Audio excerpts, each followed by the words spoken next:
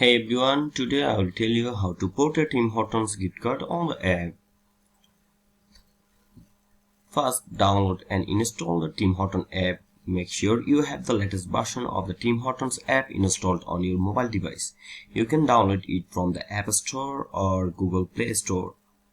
Then, if you don't have a Tim Hortons account, you need to create one. If you already have an account, sign in using your credentials. Open the Tim Hortons app and look for the section related to your accounts or profile. This may be labeled as My Tim Hortons or something similar. In your account section, there should be an option to add or manage gift card. Choose this option. Enter the required information from your Tim Hortons gift card. This typically includes the gift card number and PIN.